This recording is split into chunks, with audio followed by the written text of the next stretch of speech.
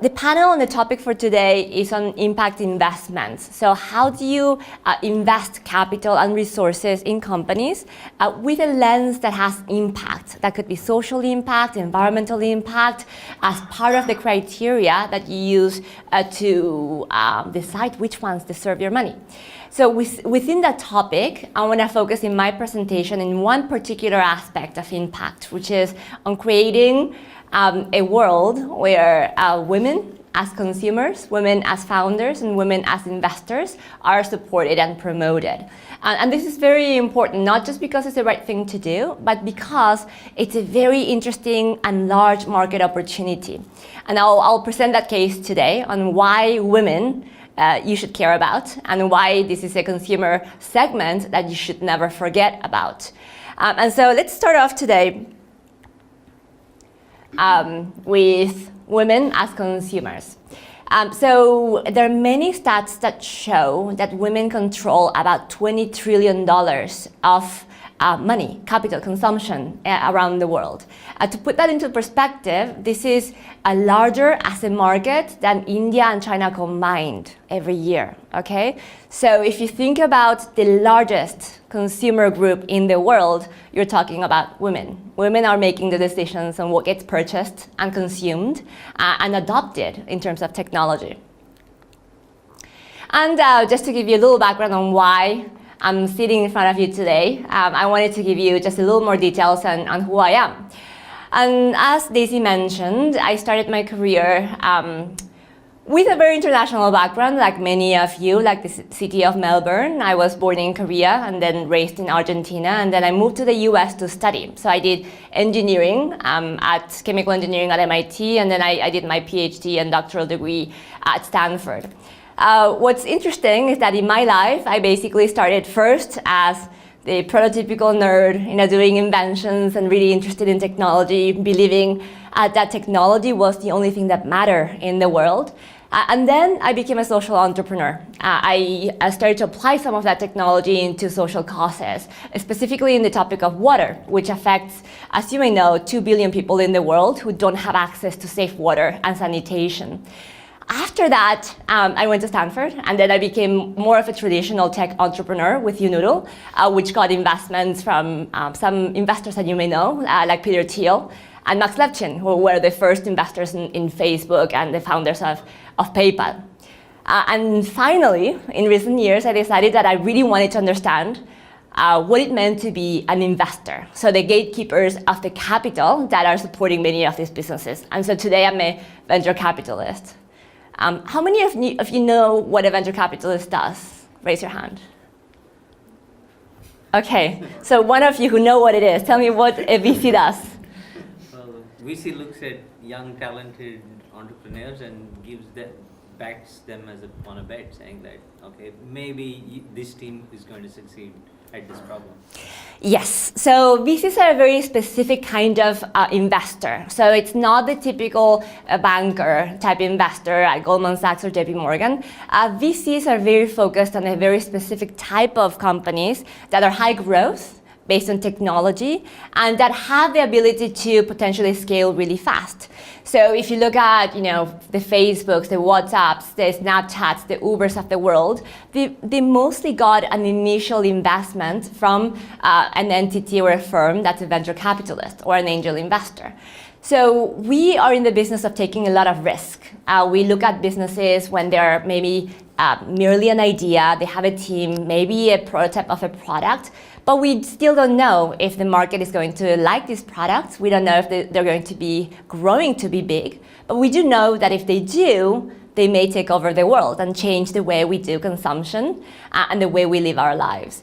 So Silicon Valley, where I'm coming from, handles usually 80% of all the venture capital money in the US. So typically, on average, we're investing in the US about $100 billion in venture capital money. And Silicon Valley, will go through $80+ billion every year. So there's a lot of money that's going into these startups.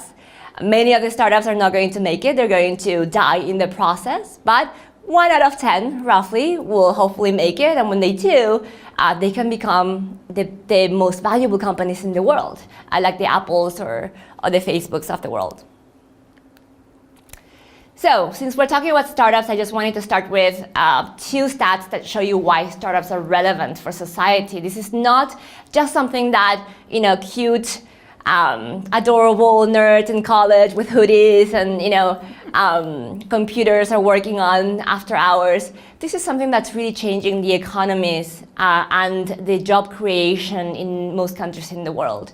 So just to give you an idea, in terms of job creation in the US in the last 5 years, there was a study that showed that most of the net job creation in the US was thanks to companies that are less than 5 years old. So what does this mean? It's not the GMs or the Fords or the coal industry, like our president now may try to say, but it's actually startups. It's technology-based startups, small companies, sometimes that start with 2, 3 founders that eventually are going to create all the jobs that you guys will be needing after graduation from university. So startups are really meaningful in the economies of every country in the world. The second statistic I wanted to show you is what is the role of universities in this process. MIT and Stanford have done a study as well on all of the graduates from those 2 universities. And then they asked their alums whether they had started startups after graduation. If they had done it, they asked them how much revenue they're generating every year. So combining Stanford and MIT alums and the revenue that they generate from having created companies, they estimated that they are generating about $5 trillion of revenue every year. This is 2 universities, just 2 universities, okay? So the goal, I know, of the Spark program is that you guys generate $1 trillion at least in the next few years. Getting there. No pressure. Pretty close. But it is possible. A lot of these communities are created with very small groups. Stanford, for example, just had a community of students getting together on Friday afternoon for beer and pizza every Friday. That event ended up gathering people like Sergey and Larry, who co-founded Google. And now we have this generation of startups that have created a ton of wealth and jobs in Silicon Valley. And a very small group can actually spark that kind of results. So we're really hoping that a lot of these events are going to inspire many of you to take up on this challenge and create really awesome startups in Australia. Now, specifically on the topic of water, I think women, I think this is a very important topic for 2 reasons. One, there's a lot to be done. So we're not doing well as a society globally in terms of satisfying this gigantic market opportunity that I mentioned before. And the second reason why this is important is that this is one of the areas where Silicon Valley is really doing poorly. Because we always think of Silicon Valley as this, land where magic happens and there are unicorns and all these companies do really well, and it's sort of the standard to follow when it comes to creating startups, right? But it's not true in every area. Silicon Valley is really lagging behind in terms of capitalizing and optimizing this market opportunity and in supporting female founders and investors in this process. So I'll share some symbolic representative stats on this matter. So for example, as I mentioned, $20 trillion are managed or controlled by women worldwide. So 80% roughly of all the consumption in the world is decided by women. And that's generally universally true, not just in the US, in some countries. And anecdotally, if you talk to people, they'll say, well, in my household, it's 100%. I don't even decide what clothes I wear. And in fact, in the US, women decide $400 of male clothing consumption every single year. So they are buying for their boyfriends and their husbands and their sons. And so it's not just products for women that they decide on, but also products that affect men, which is really interesting. If you look at net worth and family net worth, inheritance and who's controlling the money in those cases, 60% of the money is today controlled by women. So if you look at big families who are going to be making large investments in different types of verticals and sectors, women already are the majority of the owners and they control the gatekeepers of this money. They estimate that by 2020, this is going to be more like 70 to 90%. So, find your sugar mama today before it's too late. And in terms of charity, today we're talking about social impact and impact investing. Already, 60 to 90% of all the social giving in the world is also controlled by women. What this means is that if you want to work on education, if you want to work on environment, then you're probably talking to funders and donors who are going to be female. So it makes sense that you would want to understand how these women think, right? And how they make the decisions in allocating funding and money to different causes, because this is going to probably be an important source of resources and capital for you. In terms of technology, it's been proven that anything viral, if you see viral videos, viral mobile applications, viral games, for the most part, it's women who are actually driving the growth of this company. Women control anything in commerce related, anything in education, anything in mobile. And so again, a lot of the technology trends that we see today, if you're building for the right demographic, they should appeal to women. But despite all of these compelling stats, if you look at what's happening today and who's creating these companies and who's deciding the design features of these products, it happens to be the absolute opposite. So you have 96% of Silicon Valley VCs and investors happen to be men. So I'm one of very few female investors in Silicon Valley. Only 8% of all the startups that were invested in by VCs in 2015 had female founders. And if you really aggregate over the last decade or so, it doesn't surpass the 15% of the invested startups in Silicon Valley. So again, the consumers are women, but the majority of the people who get money to create these companies are male. And so think about, if you were to create a car in the US until 2006, they hadn't even done safety tests with female dummies in these cars. Only since 10 years ago, we know that seatbelts are safe for women. Before that, we knew that they were safe for men and the body composition and mass distribution of male bodies, but we didn't know for pregnant women, for petite women. All of this was really not even considered on, right? Many stories where you show that even products like tampons were designed by a team of men. How crazy is that, right? It's like you don't have any empathy on the user.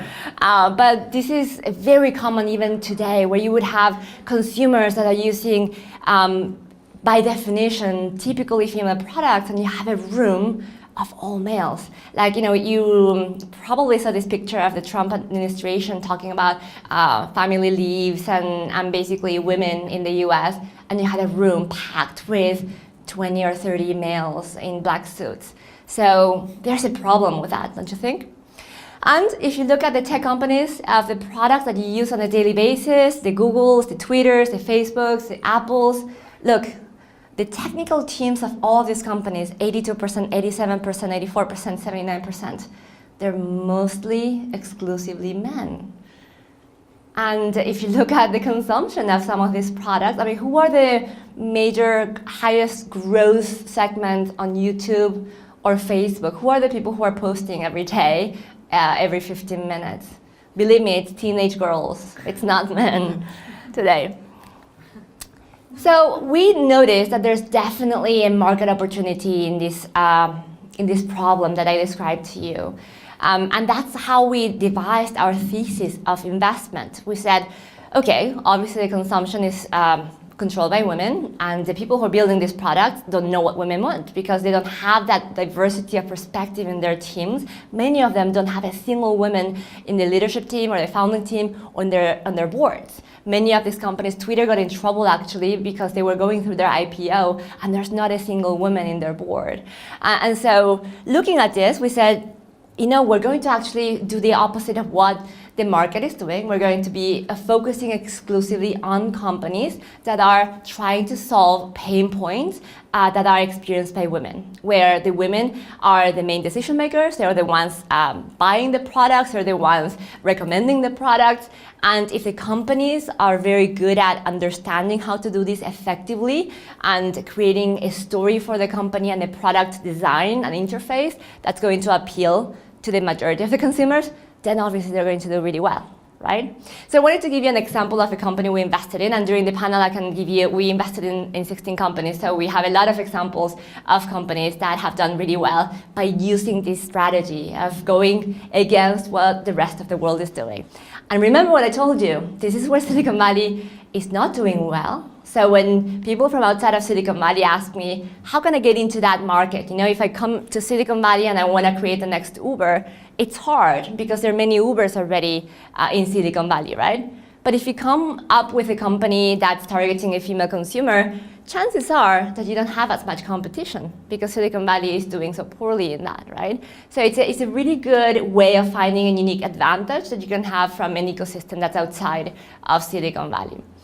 So Maven, when we first talked to them, they had talked to pretty much every investor in Silicon Valley. They all are lined up in this road that's called the Sand Hill Road, Silicon Valley area. And so they went door to door and pitched their idea, and they all said no. So what was their idea? They wanted to target the market of African American hair. So you may think, well, that sounds like a very niche product, but it turns out it's not. Just hair extensions alone for the African American population in the US, that's a almost $10 billion market every year. So this consists of, for those of you who never had an extension, you are attaching real hair to your hair, and then you're doing things with it. You know, you can curl it, you can straighten it, you can dye it, but a lot of people in Silicon Valley didn't really know much about this space because, you know, the demographic of most Silicon Valley investors, they're mostly white, they're mostly in their 50s, and I would say half of them don't have hair anymore, right?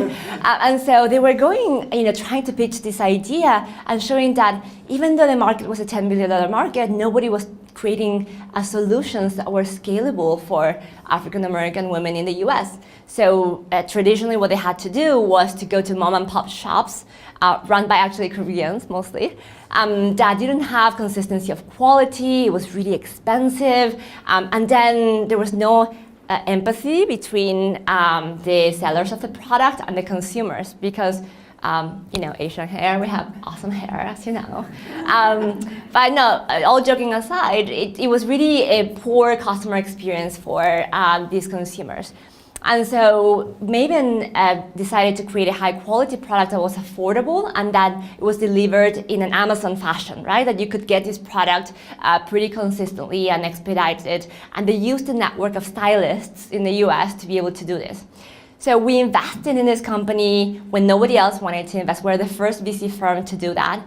And then a year later, they're already making 8 digits in revenue. So tens of millions of dollars in revenue. That growth is fantastic, even for Silicon Valley standards. Most companies in Silicon Valley will take a couple years before they have their first $1 million.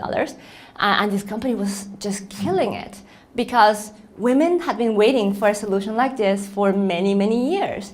And when somebody said, I get you, I'm going to do something for you because I understand your pain point, they ran into it and they were so viral because most of the marketing was done word by mouth. You know, the stylists were the ones who were actually posting videos on YouTube and telling people, this is how you do it, and we're going to use this hair. And what's brilliant about this model is that hair extensions are actually a renewable product. So every 3 months or 4 months, you have to replace the hair that you bought and you have to get a new one. So that means that, you know, for one customer, you could be making over $1,000 for that particular customer. And it was noted that it was actually pretty independent of social status. So no matter whether you're Oprah or you live in the projects of New York, like people were using this product because it was a very important part of their quality of life, right? And so, you know, this is a good example where a topic that was maybe not as sexy as creating a Snapchat was developed by somebody, by a founding team that thought about a pain point that was experienced by a very specific group within the women's market, right? And in doing that, you have to really understand women, and you have to stop thinking of stereotypes. And a lot of brands are understanding that women are not always, doing yoga and going to have active wear and having yogurt in the morning. And this is really the image that we have, like women in strollers, right? But that could be more of a typical scenario of a woman consumer. Somebody who's, has a baby in one arm, but they're working, they may be tattooed all over their body. This is actually me with my son doing the same thing when he was 3 months old, and I was working on investor spreadsheets, and he was really helping me with the process. But you have to really try to understand the contexts in which women are working every day. So, perhaps this is not the stereotype that you should be only focusing on. Some women are doing yoga and have the time to be awesomely in shape and look like LA models, but not all of them, right? And so, one test that you can think about is when you're designing for women, is, what is the daily activity of this woman outside of their home? Can you think of any other roles than mother or wife or the chef in the house? Can you also picture other activities than yoga or Pilates, right? So try to be much more realistic than having a stereotypical persona of that woman. Another common mistake that I see in creating products specifically for women is to make everything pink. And it's such a common mistake. I mean, we see large corporations doing this over and over. We have a phone, we make it pink, it's for women, right? There's a company actually that made cars, and they made it super obnoxious purple pink, and no women wanted it. And the truth is that pinkifying things and making things smaller is not changing the interface. You're just potentially offending your customer base by simplifying the process. In some cases, yes, pink could be helpful. Some women do wear pink, but one example that comes to mind is in New York, they wanted to increase hunting by women because it was such a male-dominated activity, and they said, I know, we have the solution for this. We're going to make these camouflage vests totally pink, and then women will come. And it fits the purpose of a camouflage vest. You're in the field, right? And you're green for a reason. If you're pink, probably you won't be hunting anything. But that's how people thought and think about changing their products. And so be really careful about just shrinking, making things smaller, and pinkifying things. And think about the type of sectors that didn't traditionally have a lot of input from women's perspectives. Financial tech, fintech is one of them. Women, as I said, are controlling the net worth and investment of many of these families as well as companies, but there are not many products that actually appeal to women. Now, banks like Goldman Sachs and JP Morgan are actually doing special products for women because they understood that women look into different types of information when they invest. So fintech, super relevant, especially when it comes to access to credit and mobile payments. Women are actually very, very important in that demographic, and the products are not really appealing to them. Anything related to moms, for example, breast pumps. It's a product that most of us moms have used in our lives. And none of us liked it. It's a product that in 50 years has not had any innovation. It's something that's clunky, big, noisy, and super painful. And we are sending people, to the moon, but we can't figure out having a pump that's discreet. And that's really interesting to think about, right? It's something that almost every mom today has probably purchased and used, and it costs $400 in the US, and yet nobody has bothered to make it better because this is not Viagra for men, right? This is something that a lot of the product designers are not thinking about. So many opportunities in what I call mom tech or technologies for moms. And then, anything wearable, anything that's mobile, it's going to have a very clear female tints to it, including, new ways of doing beauty as well as new ways to do health and wellness. So instead of reacting to a problem that you may have from getting ill or sick, there are many, many new companies that are using meditation and apps that help you to have mental health. And I just learned today that mental health is a very big issue in Australia. So this is actually a very important area where you could focus some of your brain power to solve some of these problems. So some of these design factors, I told you about the seatbelt and the cars, but now there are a number of companies that are combining fashion and technology. So, Everpurse is a company that allows you to just put your phone and other devices into your purse, and it will be charged automatically, so you don't need cables or anything like that. But the key there is that it can't be ugly. So if you're combining tech and fashion, it has to be a purse that you would buy anyways because they're so beautiful and elegant, but then add the functionality to it.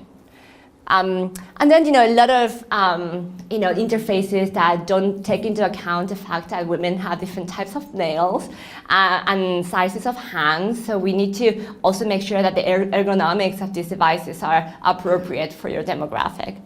There's one good example of this. There's a company that decided to make water bottles in the US. And then they thought, well, this is a crowded market. I mean, there's so many water bottles out there. But let's make something that's specifically good for women. So they designed this water bottle that you could put into your finger. It had a ring, so you could have your phone, keys, and then hold the water bottle as well. And it was very ergonomic. It fit the woman's hands. It was really pretty. And they were able to sell it for a premium, $40 each water bottle. And they made a killing out of it. They made millions and millions of dollars by thinking just a little bit harder on how women would use this technology and product. In fact, if you make anything specific for women, it's been demonstrated that in the market, you actually get a premium of about 15% increase in price, even when your cost is the same. So that's how much women want these products. We want people to design for us and not just try to adapt a male design product to us, which is not always optimal. So there's also a part of this that's a story. Women do care about other things than just the technology or the specifications. One of my friends was actually in the e-commerce business, and he was selling to teenage girls clothing and shoes. And he came from a very traditional sort of tech software field prior to starting this company. And I remember having meetings with him for about 9 months when he was just so confused that customers would come to his site over and over and over. The same customer would come every single week and spend 15 minutes, 20 minutes, an hour on the site and buy nothing. Okay, and so he was like, I don't understand. I mean, they're coming back. So obviously they're seeing things that they like, but they're not buying. So what am I doing wrong? And then he realized that the way to capture these female consumers was he said, it's almost like courting, he said. Like I can't expect them to sleep with me the first night I meet them at the bar. Like I have to buy them dinners and make them feel trusting. And it took 9 months. But once they trusted you as a brand, then the first purchase was $1,500. So for him, it really paid off to have that wage. So with that, I'm exemplifying that a lot of times these products have to be messaged in the right context. And you may have to think of different timelines to get these customers interested in you and then loyal to you. Female consumers are known to be very loyal once they like you and trust you, and then they're also viral. And the other thing, this founder found out is that once the customer made the gap or the jump to buy the product, that person brought 5 friends. And then they also became customers. So this virality of the female consumer is also very, very important. So there's some pieces of advice on how to do this. I think a lot of this appeals to this community sense. I mean, women like sites that review things. They say that when they're scrolling different products, women scroll to the right, so they like to browse a lot and pictures, whereas men go down. and they like to read the fine print and the specifications. And so in general, men, you'll get them if you're cheaper or faster, right? I'm talking about products, not women. And then women will really focus on sort of the experience of the browsing and the getting to know different products. So, even in the interface and the wireframes that you would have on an application, it's very different how you sell to men and women. And women actually do care about positivity and social impact a lot more. So they want to know, where does this product come from? Did it use slave labor? Did it use environmentally friendly policies? They really want to know the story behind the product and not just learn about the specifications of the product you have at hand. So some things to take into account in this process. Make sure that you do avoid using personas. Personas is a very popular tool in design process and design thinking to think about your customer. So you put almost like a cutout cardboard picture of your customer, and you think of a name and you think of all the things that this person would do. So again, women are not, waking up, happy eating their Activia yogurt, going to yoga, and then coming back home to have tea with her friends, and then have cosmopolitans with her friends, a la Sex and the City. It's very different from maybe the stereotype you may have. And the best way to do the research on what your customer looks like is to go out there and talk to women and ask them what they do for real.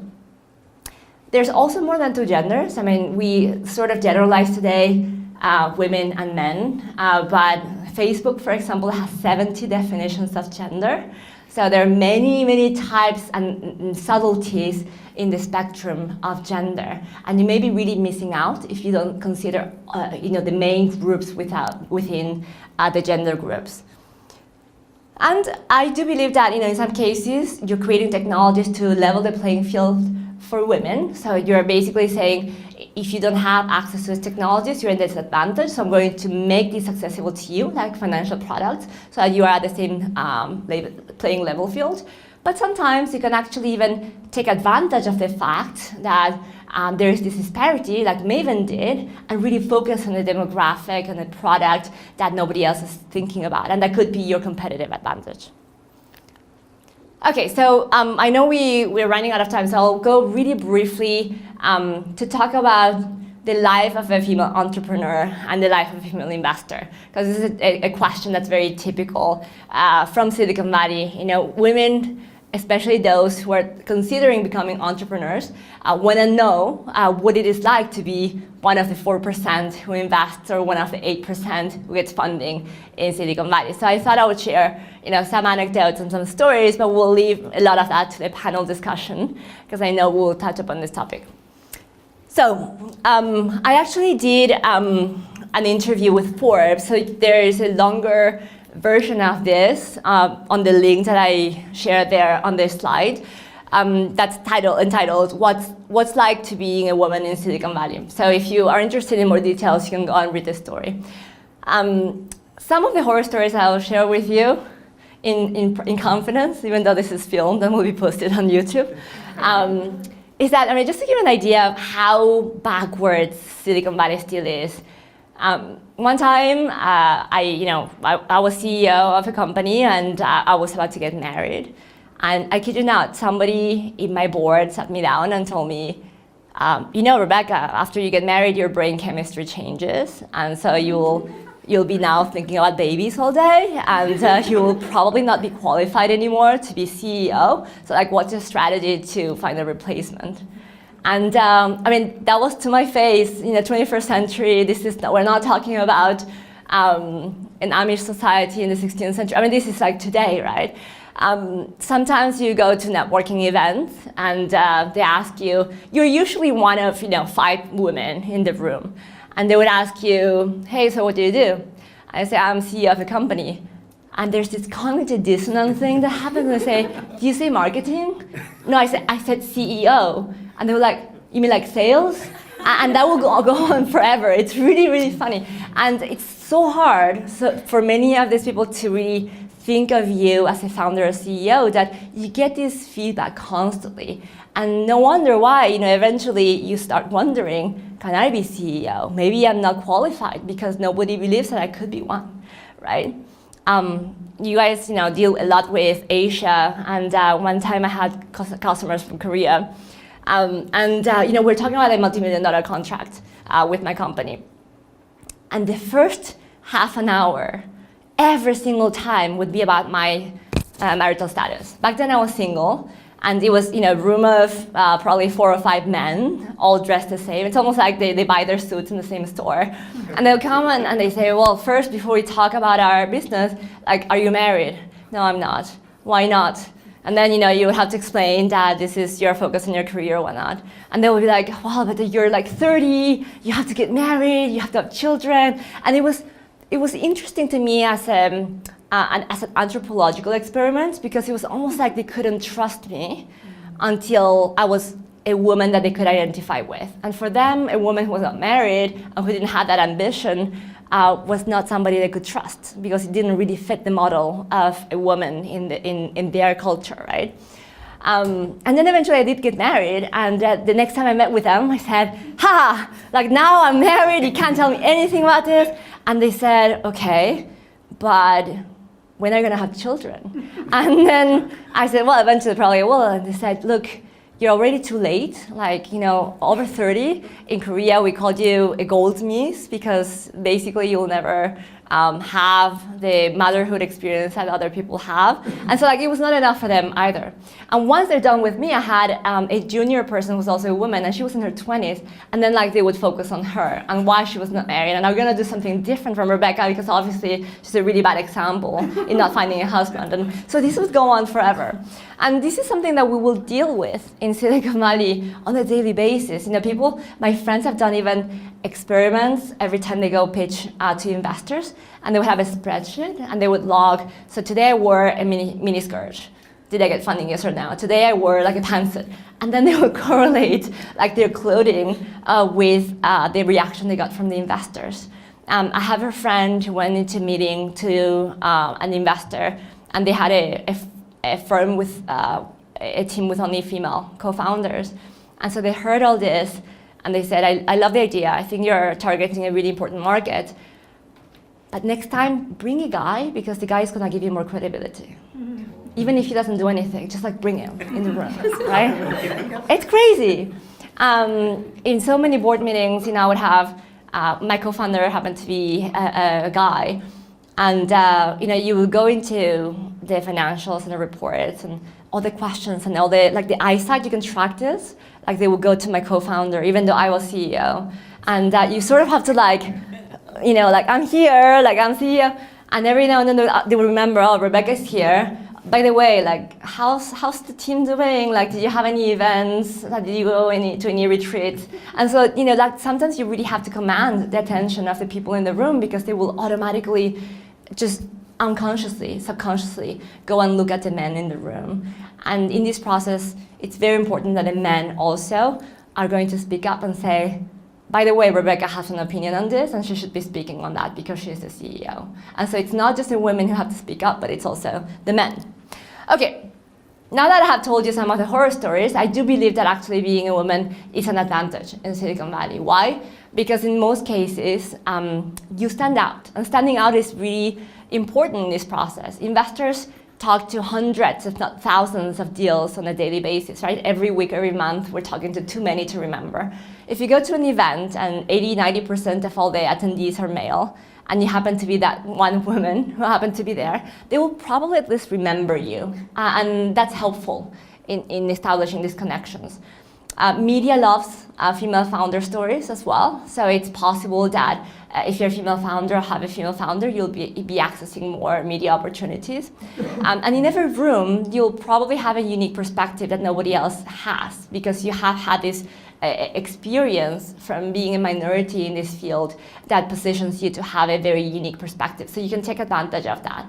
And finally, women are really powerful as networks, right? You think of Harvard and HBS as a really important network.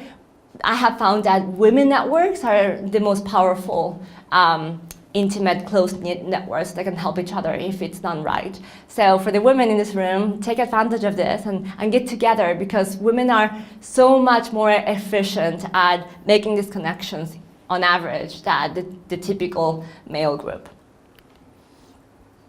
And statistically, there are many other hard data-based reasons why having female founders in your team is actually a good thing. So the role of diversity in teams has been proven over and over to be a factor for success. So if you have an all-male team versus a team that has females as the executive members or co-founders, you will most likely do better. They have outperformed male companies, only male-based companies. And also, if you look at the fastest growing companies, so the ones that are growing at 200% or more, there is a 75% more likelihood that they have a female founder in the team. So definitely not to be ignored. And if you don't have any women in your company, just increasing the presence of female leaders by 30% has been proven to increase your revenue by 15%. So these are quantitative stats that show that including the female perspective actually translates into financial success. And this is not an anecdotal thing, but many very academic and robust studies have shown this. Now, what about investors, right? For some of us who are now on the other side of the equation, just wanted to give you a couple of examples of what happened in Silicon Valley. I encourage you guys to maybe go and Google Ellen Powell and Kleiner Perkins. Kleiner Perkins is one of the most traditionally well-recognized VC firms that manages billions of dollars in Silicon Valley, and they had a huge problem with their female investors, a lawsuit, sexual harassment happening at work, and this is sort of representative from the sector. Not every VC is like that, but this is something that happens often enough that I think it's good for you guys to familiarize yourself with this story. But I was really actually taken aback by reading Michael Morit's statement on why Sequoia, which is probably the #1 VC firm in Silicon Valley, the one that invested in WhatsApp and many other companies that had the best returns in the history of investments. And Michael Moritz is one of the fathers of investments, and he was asked, why is that you don't have a single female partner at Sequoia? I think they just added one now recently, but they had something like 39 partners and 0 female partners. And his answer was that we keep looking for them, but we can't find them, and we're not ready to lower the standards. So, implied in this statement is that if you want to hire women, you have to lower the standards, right? And this is coming from one of the fathers of investments in Silicon Valley. So when you have that mentality and that bias, it's going to be very hard to break that. And that's why, we have 4 female partners in our firm. We decided to create our own instead of trying to change the dinosaurs of the industry because it's really, really hard to change that mentality. But similarly, many studies have shown that female investors have outperformed male investors. You have the more likelihood of investing in female founders if you have at least 1 female partner in your firm. And if the firm, the VC firm, has been founded by a woman, or you have more than 2 female investors in the team, then the likelihood that you will support female founders actually goes up quite a lot. So it's important that we not only change the landscape for female founders and female consumers, but also we get more women involved in investments.